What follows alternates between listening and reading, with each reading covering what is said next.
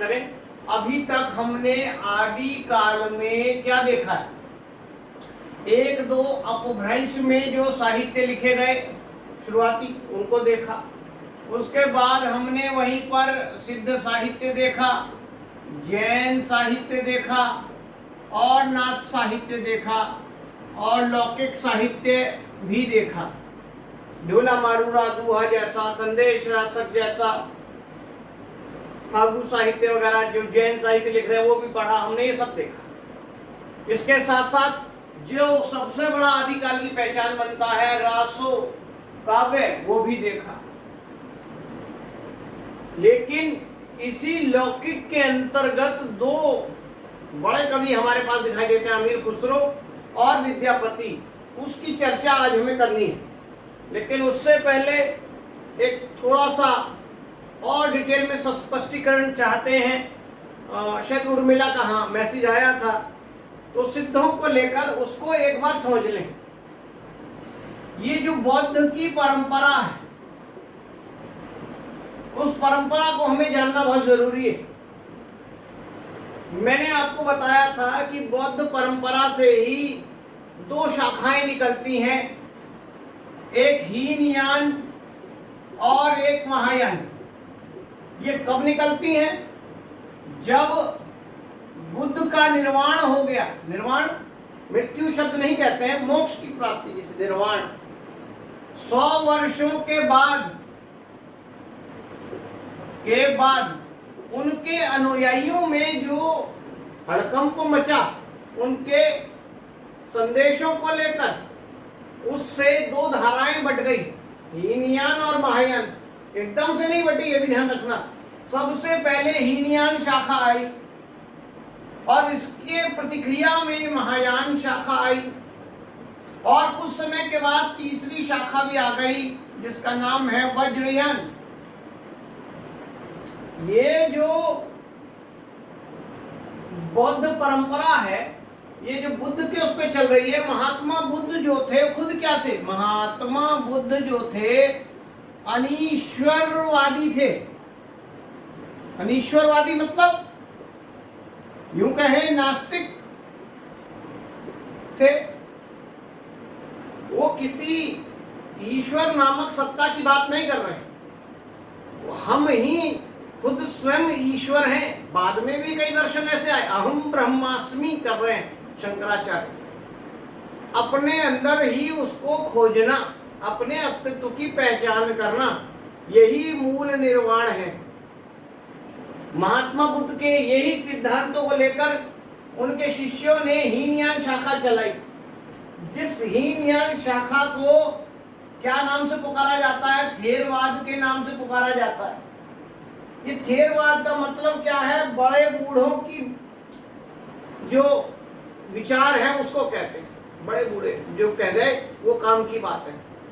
Theory कथा के नाम से भी जाना जाता है बौद्ध कथाएं को। और यहीं पर इसी में इन्होंने गौतम बुद्ध की शिक्षा अपनाई,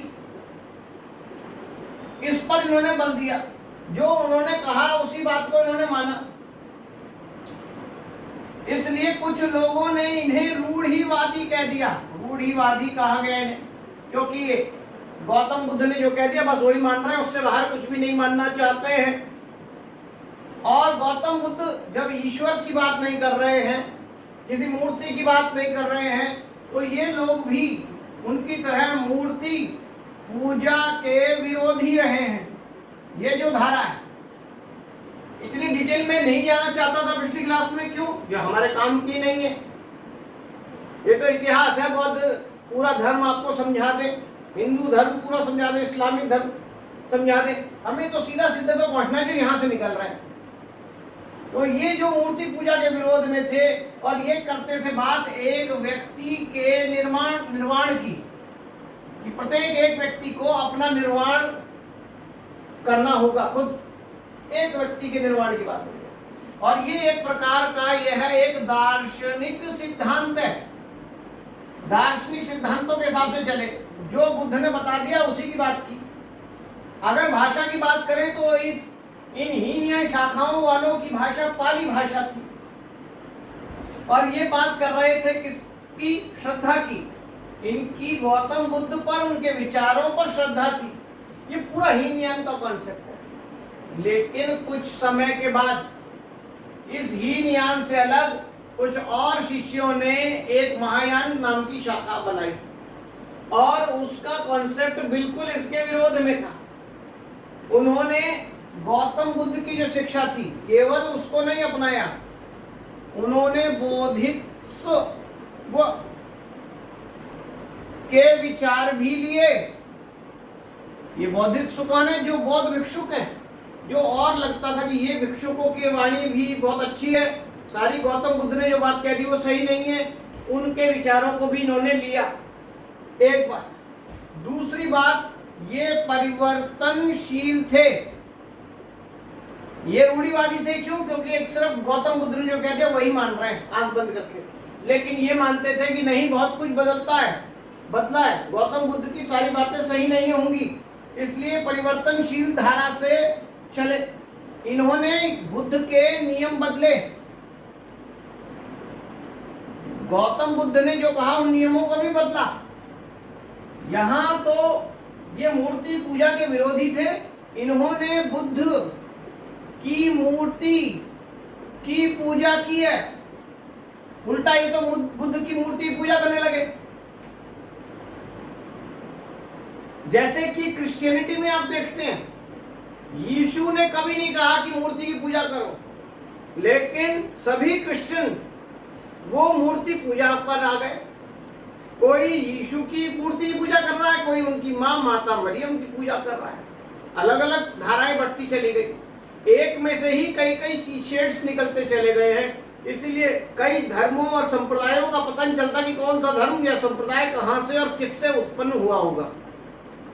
तो बौद्ध के अंदर एक जो बौद्ध की परंपरा गौतम बुद्ध के नियम से चलाते रहे, बाद में उसमें जिन्होंने परिवर्तन किया और जिस चीज का विरोध करते रहे वो बुद्ध, उसको ही इन्होंने अपनाया।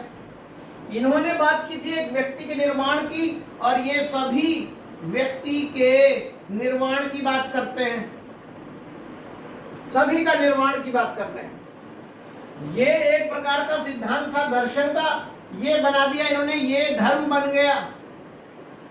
जिसे आप बौद्ध धर्म कहते हैं वो महायान का कॉन्सेप्ट है, जबकि बौद्ध एक दर्शन था, गौतम बुद्ध की दृष्टि थी।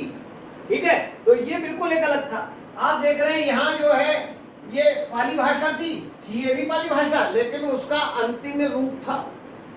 यहाँ गौतम बुद्ध के लिए श्रद्धा थी, लेकिन ये भक्ति में परिवर्तित हो गई। श्रद्धा और भक्ति में बड़ा अंतर है। रामचंद्र शुक्ल का आप निबंध भी पढ़ेंगे, श्रद्धा और भक्ति। श्रद्धा होती है जो आप निश्चल भावनाएं रखते हैं किसी के प्रति, उसके लिए किसी कर्मकांड की जरूरत नहीं है। और भक्ति तो अंध के रूपों में चली जाती है। तो श्रद्धा ज्यादा अच्छी है, भक्ति उससे आगे की स्थिति है, और वो उतनी अच्छी नहीं जितनी ये है। ये शुद्ध है, ये शुद्ध भाव है। उस भाव की अभिव्यक्ति जिस रूप में होगी वो भक्ति कहलाएगी। ठीक है, इसलिए कोई कह रहा कृष्ण की भक्ति, कोई ये भक्ति और वो भक्ति। श्रद्धा तो ईश्वर के प्रति है। तो ये दोनों प्रकार की चीजें अलग अलग चली, और वहीं पर इन दोनों से अलग कुछ समय के बाद वज्रयान शाखा जो आती है, ये वज्रयान शाखा जो है ये दो चीजों पर बल देने वाली बनी। एक बल दिया इन्होंने काल चक्र यान पर, और एक बल दिया इन्होंने सहज यान पर। दो यानों पर बल दिया। ये वज्रयान जो है यही शाखा है। यहां मैं मेंशन कर देता हूं कई चीजें। ये तंत्र मंत्र जादू टोना इन सब की बात करते हैं। तंत्र मंत्र जादू टोना आदि की बातों पर इन्होंने ज्यादा बल दिया है, और वास्तव में यही वज्रयान है जो बौद्ध धर्म के पतन का कारण बनी। यही शाखा, क्योंकि जिस शुद्धता शुचिता की बात बुद्ध करते थे उसको इन्होंने बिल्कुल नकार दिया वज्रयान वालों ने। तंत्र मंत्र जादू टोना काला जादू ये सब कुछ, काली पूजा सब इसी में आ गए, और यही बुद्ध का जो कॉन्सेप्ट है उसको बिगाड़ दिया। और हमारे यहाँ जो बुद्ध धर्म था, जिसके कारण हिंदुस्तान की वैल्यू थी, वो बुद्ध धर्म तो चला गया एशिया की तरफ, मध्य एशिया की तरफ, और यहाँ पर रह गए सिर्फ कर्मकांड, और यहाँ बढ़ गई धाराएं, मूर्ति पूजाएं, और उसके साथ साथ जब अंधविश्वास आया, ये टोने टोटके आए, उसने और बर्बाद कर दिया। लोग भक्ति के नाम पर डरने लगे, ठीक है, भैरव की पूजा, काली की पूजा, ये सब कॉन्सेप्ट यहीं से निकल कर आए। ये जो वज्रयान वाले थे, पंच मकार पर बल देते थे। पंच मकार कल जब मैंने चर्चा की थी, मदिरा, मद्य जिसे कहते हैं, मैथुन, दारू पीना, काम वासनाओं में पड़ रहना, मांस खाना, मत्स्य मछली खाना और मुद्रा, ये सब चीजों में जो लिपटे हुए थे पंच मकारों में, ये वज्रयान वाली स्थिति वाले बनते हैं। ये काल चक्रयान क्या है कि इन्होंने काल देवता की पूजा स्टार्ट कर दी। काल देवता, इसलिए वज्रयान में एक तरफ तो काल चक्र चल रहा था, दूसरी तरफ चल रहा था सहजयान। सहजयान मतलब सहज साधना करने वाले।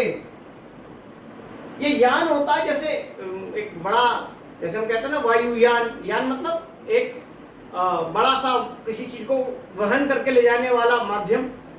तो जो उसमें चढ़ गए काल देवता की पूजा करने वाले, वो अलग हो गए, वो बेसिकली ये सारे वाले हो गए। और जो सहज यान वाले थे, वो सहज साधना पे बल दिया जिन्होंने, ये वो लोग हुए। यहीं से निकल रहे हैं कौन? सिद्ध। इसलिए सिद्धों ने सहज साधना पर बल दिया। लेकिन ये जो प्रभाव था वज्रयान का, काल चक्र का, काल देवता वाला, ये प्रभाव भी बहुत जल्दी सिद्धों पर पड़ा। और सिद्धों में जिस हम बात करते हैं किसकी? सरहपा की। सबसे पहले सिद्ध जो हैं, ये खुद भी जो हैं उसी पंचमकारों में डूब गए, और वहीं से जो सहज साधना थी धीरे धीरे वो खत्म हो गई, और सिद्धों में भी ये पंचमकार और ये सब चीजें उत्पन्न हो गई। जबकि ये सहज साधना जो थी, ये बल दे रही थी किस पर? देहवाद की बात कर रहे थे। इन्होंने देहवाद का मंडन किया था और महासुखवाद की बात की। महासुखवाद, ये सहज साधना कुंडली जागरण आज भी कई संप्रदाय चलाते हैं। एक लेडी का बड़ी सी बिंदी लगाकर कई जगह पोस्टर आपने देखा होगा, कुंडली जागरण कराती हैं। अम्मा है शायद, उनका नाम क्या है, साउथ की है शायद। वो सहज साधना पर बल देती हैं। ऐसे सहज साधना पर बल देने वाले कई सत्संग भी होते हैं। लेकिन ये सिद्धों में सरहपा जैसे ही इसी परंपरा से पंचमकार से जल्दी घिर गए, और इन्होंने क्या किया? सरहपा ने खुद एक निम्न जाति की स्त्री का भोग किया और ये माना कि ये जो है, जो नियम है उसका खंडन होना चाहिए। और स्त्री का भोग क्यों किया और ये एक नई उसी पंचमकार में क्यों चले गए, ये भी जान लें। क्योंकि शिव और पार्वती की युगल साधना, शिव और पार्वती की युगल साधना को ही सबसे बड़ी सिद्धि की बात करते थे। इसलिए उस युगल के साधना के लिए इन्होंने ये भोग का कर्म अपनाना स्टार्ट किया। सरहपा ने सबसे पहले किया, पहले ही है, पहले इन्होंने सबसे पहले किया। और किस, वो जो निम्न जाति की स्त्री थी, वो शर बनाने, शर मतलब बाण बनाने वाली थी, जैसे भीलनियां होती हैं वो। इसीलिए आपने देखा शबरों की वेशभूषा में रहने वाले शबरपा आए बाद में, सब निम्न जाति के भी जुड़ते चले गए। कुछ निम्न जाति के नहीं थे, उच्च जाति के थे, लेकिन निम्न जाति की स्त्रियों को भोग करना उनके लिए उस साधना का एक अंग बन गया। देखिए, साधना का एक अंग बन गया। ये जो बता रहे हैं, इसलिए चांडाल हो, धोबिन हो, वो सारी यहीं पर इस पंचमकार की स्थिति में ये सिद्ध साहित्य गिरता चला गया। तो सिद्धों ने जो चीज छोड़ी, क्या छोड़ी सिद्धों ने? सिद्धों का बल था सहज साधना। साधना, ये साधना जो है इसमें जब परिवर्तित हो गई, तब इसी सिद्धों से निकल कर आ रहा है नाथ नाम की एक परंपरा, जिसने साधना की को देखते हुए इसके अगेंस्ट योग को अपनाया। योग, इधर साधना इधर योग है। नाथों ने योग को अपनाया, तो गुण तो सिद्धों वाले ही हैं। योग को अपनाया और योग में भी हठ योग को अपनाया, ये कहें हठ योग को अपनाया। और जो योग की विभिन्न मुद्राएं के माध्यम से अपने शरीर को कष्ट देने की परंपरा चलाई, वहां पर वो लिप्त रहे और यहाँ पर साधना में सहज साधना के नाम पर, लेकिन ये योग में शरीर को कष्ट देने लगे। धीरे धीरे वो पंचमकार का गुण जो आया था सिद्धों में, वो बाद में नाथों में भी पनपने लगा, लेकिन बहुत बाद में। शुरुआत यहीं से होती है। यानी अगर आप ये बोले कि सिद्धों से ही नाथों का रूप निकल रहा है, बिल्कुल निकल रहा है। इसी के अंदर से नाथ पैदा हो रहे हैं और वही जो है एक नए ट्रेंड को लेकर चल रहे हैं। किसको? योग को। यहां तक मुझे लगता है कि इतना काफी है आपको समझने के लिए। तो यहां से शुरुआत होते हुए ये यहां तक पहुंचते हैं, ठीक है। एक की साधना पर बल है और एक का हठ योग पर बल है। और मैंने कहा भक्ति काल में आप अगर जाते हैं तो भक्ति काल में जो संपूर्ण संत काव्य है, उस सारे संत काव्य पर जो प्रभाव आपको देखने के लिए मिलता है, वो प्रभाव कैसा प्रभाव है? वो सारा का सारा प्रभाव सिद्धों और नाथों का है, जिसमें नाथों का ज्यादा है, क्योंकि सिद्ध पीछे छूट गए, नाथ उस समय आगे चल रहे थे, और इसी का प्रभाव आपको संतों के यहाँ दिखाई देगा। लेकिन ऐसा नहीं कि सिद्धों का प्रभाव नहीं है। मैंने कहा इसलिए कबीर के यहाँ पर आप जाइए, वो साधो सहज समाधि भली की बात भी करते हैं और उलटवासियां भी देते हैं, क्योंकि नाथ परंपरा में हठ के माध्यम से ही उल्टा होने की परंपरा है। मैंने ये बताया आपको, मीन मार्गी है, मछली उल्टा चलती है उस तरह से चलने वाले हैं ये। सर को नीचे रखकर पांव को ऊपर रखने वाले हैं। इसलिए कबीर की वाणियों में सीधे कथन नहीं, क्योंकि ज्यादा प्रभाव इसी का है।